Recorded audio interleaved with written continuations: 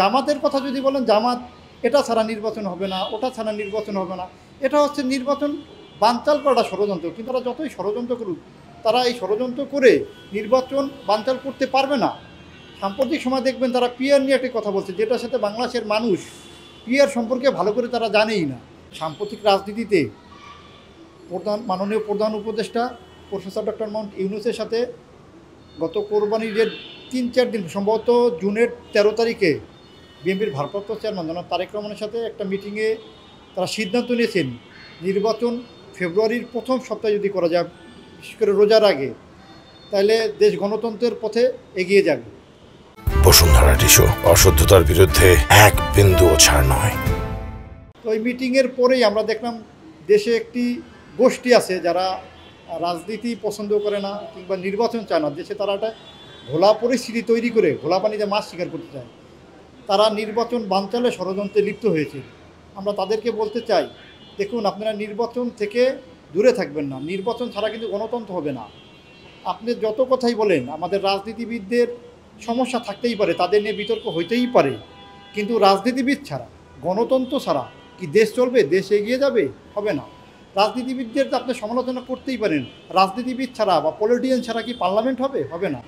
আর জামাতের কথা যদি বলেন, জামাত এটা ছাড়া নির্বাচন হবে না, ওটা ছাড়া নির্বাচন হবে না, এটা হচ্ছে নির্বাচন বানচাল করাটা ষড়যন্ত্র। কিন্তু তারা যতই ষড়যন্ত্র করুক, তারা এই ষড়যন্ত্র করে নির্বাচন বানচাল করতে পারবে না। সাম্প্রতিক সময় দেখবেন তারা পিআর নিয়ে একটি কথা বলছে, যেটার সাথে বাংলাদেশের মানুষ পিআর সম্পর্কে ভালো করে তারা জানেই না। এর আগে ফ্যাসিস্ট হাসিনার আমল আমরা দেখেছি, তারা ইভিএম নামে একটা পদ্ধতি বের করছে, যে ইভিএমের ভোট তারা চেয়েছে, যেটা বাংলাদেশের মানুষ কিন্তু খায় নাই।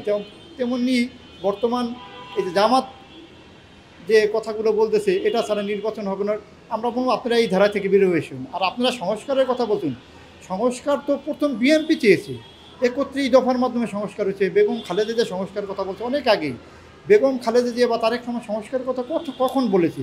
যখন দেশনেত্রী বেগম খালেদা জিয়া কারাগারে, দলের মহাসচিব কারাগারে, দলের লক্ষ লক্ষ নেতাকর্মী কারাগারে, তাদের মামলায় জর্জরিত, তখন বিএনপি সংস্কারের কথা বলছে। বিএনপি তো সংস্কারের কথা নতুন করে বলেন। আর সংস্কার একটি চলমান প্রক্রিয়া, যে প্রক্রিয়া আপনার সংসদে থাকলে বা নির্বাচন হলে তো সংস্কার বন্ধ হয়ে যাবে না।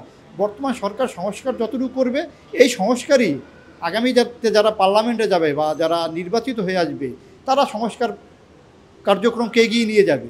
আর জামাতের ভূমিকা তো আমরা জানি, তারা 1971 সালে কিন্তু বাংলাদেশ সৃষ্টি হয়েছে, এটা তারা চায় নাই। তারা 1971 সালে কী করেছে আমরা জানি না। বাংলাদেশের এই মুক্তিযোদ্ধাদের বেছে বেছে তারা হত্যা করেছে। পাকিস্তানিরা বা পাকিস্তান হানাদার বাহিনী কি মুক্তিযোদ্ধাদের চিনতো? এদেশের বুদ্ধিজীবীদের বাড়ি চিনতো? তারা দেখিয়ে দিয়েছে রাতের অন্ধকারে, ওইটা বুদ্ধিজীবীদের বাড়ি, ওইটা মুক্তিযোদ্ধাদের বাড়ি। তারা দেখিয়ে দেখিয়ে তাদেরকে হত্যাকাণ্ড ঘটিয়েছে। তাদের সম্পর্কে তো আমরা জানি, কিন্তু আমরা কোনো বিতর্ক সৃষ্টি করতে চাই না। আমরা বলি যে আপনারা রাজনীতি করেন, আপনারাও আসেন, গণতন্ত্রের পথে আসুন, গণতন্ত্র যাতে শক্তিশালী হয় সে ব্যাপারে আপনারা কথা বলুন।